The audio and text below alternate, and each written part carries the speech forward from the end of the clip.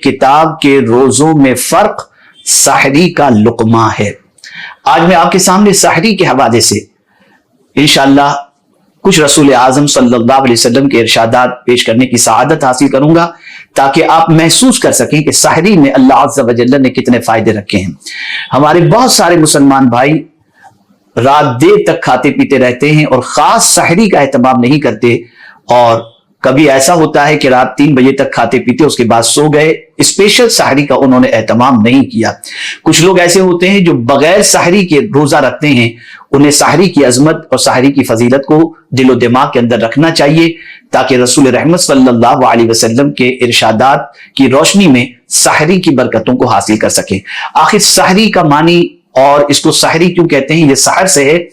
رسول اعظم صلی اللہ تعالی علیہ وسلم نے اس کے لیے سحر کا لفظ استعمال فرمایا، اور سحر کے معنی ہے پوشیدگی۔ جادو اور پھیپھڑے کو اسی لیے سحر کہتے ہیں کہ وہ چھپے ہوتے ہیں۔ صبح صادق کو بھی سحر کہنے کی یہی وجہ ہے کہ اس وقت کی روشنی رات کی تاریکی میں چھپی ہوتی ہے۔ میرے پیارے آقا صلی اللہ تعالی علیہ وسلم کے پیارے دیوانوں، آقا کریم صلی اللہ تعالی علیہ وسلم نے مسلمان اور اہل کتاب کے درمیان جس چیز کے فرق کے ذریعے روزے کا امتیاز فرمایا، اہل کتاب جو ہیں وہ سحری نہیں کرتے تھے، سحری کا لقمہ نہیں کھاتے تھے، اور امت مسلمہ جو ہے وہ سحری کا لقمہ کھاتی ہے۔ آقا کریم صلی اللہ تعالی علیہ وسلم نے وہ لوگ جو سحری کرتے ہیں ان کے بارے میں ارشاد فرمایا۔ حضرت ارباز ابن ساریہ رضی اللہ تعالیٰ عنہ سے مروی ہے کہ رسول اللہ صلی اللہ علیہ وسلم نے مجھے رمضان میں سحری کے لیے بلایا اور فرمایا، آؤ مبارک کھانا غدا کھا لو۔ یعنی آپ اسے اندازہ لگائیں کہ رسول اعظم صلی اللہ علیہ وسلم کی یہ سنت ہے کہ سحری خود بھی کریں، اور اللہ توفیق دے تو کسی کو اپنے ساتھ سحری میں شامل بھی کریں۔ میرے پیارے آقا صلی اللہ علیہ وسلم کے پیارے دیوانوں، سحری کی فضیلت کیا ہے؟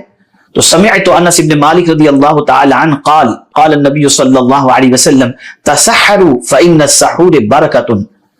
میرے پیارے آقا صلی اللہ علیہ وسلم کے پیارے دیوانوں، میں نے انس بن مالک رضی اللہ تعالی عنہ سے سنا، انہوں نے بیان کیا کہ رسول اللہ صلی اللہ علیہ وسلم نے فرمایا، سحری کھاؤ کہ سحری میں برکت ہوتی ہے۔ ایک صحابی رسول نے حضرت انس بن مالک سے جو سنا، جو رسول اعظم صلی اللہ علیہ وسلم کا ارشاد سحری سے متعلق ہے، حضور صلی اللہ علیہ وسلم نے سحری میں برکت ہوتی ہے اس کا ارشاد فرمایا۔ یہاں سے یہ بات سمجھ میں آئی کہ اگر کوئی شخص سحری کرتا ہے تو اللہ تعالیٰ اسے برکتوں سے مالا مال فرماتا ہے، دنیا اور آخرت دونوں کی برکتیں اسے نصیب ہوں گی۔ میرے پیارے آقا صلی اللہ تعالی علیہ وسلم کے پیارے دیوانوں، اب سحری میں کیا کھانا چاہیے اس کے حوالے سے بھی آپ سماعت فرمائیں۔ حضرت ابو ہریرہ رضی اللہ تعالی عنہ بیان کرتے ہیں کہ رسول اعظم صلی اللہ علیہ وسلم نے فرمایا، نعم سحور المؤمن التمر، کھجور مومن کی بہترین سحری ہے۔ پتہ چلا کہ صرف افطار ہی کے وقت کھجور کا استعمال سنت نہیں ہے، بلکہ سحری کے وقت بھی کھجور کا استعمال رسول رحمت صلی اللہ تعالی علیہ وسلم کی سنت ہے، اور آقا کریم صلی اللہ علیہ وسلم نے اسے بہترین سحری فرمائی۔ حضرت عبداللہ ابن عمر رضی اللہ تعالی عنہ سے مروی ہے کہ رسول اللہ صلی اللہ علیہ وسلم نے فرمایا، اللہ عز و جل اور اس کے فرشتے سحری کرنے والوں پر رحمت بھیجتے ہیں۔ سبحان اللہ، سبحان اللہ۔ آپ اندازہ لگائیں کہ سحری کتنی مفید ہے کہ اللہ اور اس کے فرشتے سحری کرنے والوں پر رحمت بھیجتے ہیں۔ اسی کے ساتھ ساتھ میرے پیارے آقا صلی اللہ تعالی علیہ وسلم کے پیارے دیوانوں، مسند احمد کی حدیث ہے، عن ابی ذر رضی اللہ تعالی عنہ قال قال رسول اللہ صلی اللہ علیہ وسلم لا تزال امتی بخیر ما عجل الفطر واخر السحور۔ سیدنا ابو ذر رضی اللہ تعالی عنہ سے مروی ہے کہ رسول اللہ صلی اللہ علیہ وسلم نے فرمایا، میری امت اس وقت تک خیر اور بھلائی پر رہے گی جب تک روزہ افطار کرنے میں جلدی اور سحری کھانے میں تاخیر کرتی رہے گی۔